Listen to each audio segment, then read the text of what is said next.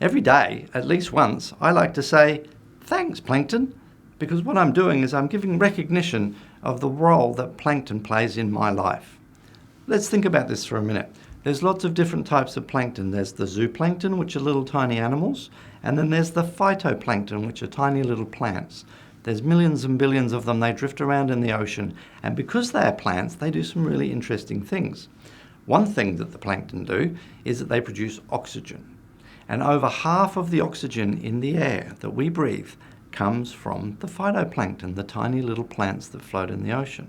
Now, if you don't think that's important, try this phytoplankton experiment for a second, okay? I want you on the count of 5 to hold your breath and don't let it go until I tell you to. Okay, so on the count of 5. 1, 2, 3, 4, 5. Hold your breath. Hold your breath. Hold it. Okay, listen to me. Hold your breath. Okay.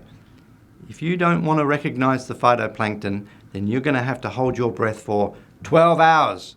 Okay, 12 hours every day. That's how long you have to hold your breath if there is no phytoplankton left on the planet. Think of it another way. It's like skipping every second breath. Okay? All right, you can breathe in now. All right. My point being that the phytoplankton provide an extremely important role for us humans. Not only do they produce the oxygen, they also sequester carbon out of the atmosphere that helps to stabilize the climate.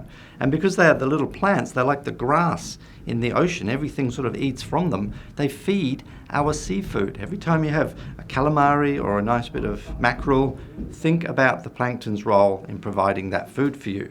And the other thing they do is they produce this molecule called dimethyl sulfide, and that helps to create clouds. And so the plankton actually help to keep the planet cool by reflecting the sunlight away and providing the rain that creates the rest of our food in the crops and the agriculture. So this is why we should say thanks, plankton. And it's also why we should take particular notice of the fact that in the last 50 years, we have lost 40% of the plankton from the ocean because we have heated the planet up with too much CO2 gas, and now the ocean is too hot, and that CO2 gas has also gone into the ocean to become carbonic acid, so we have ocean acidification.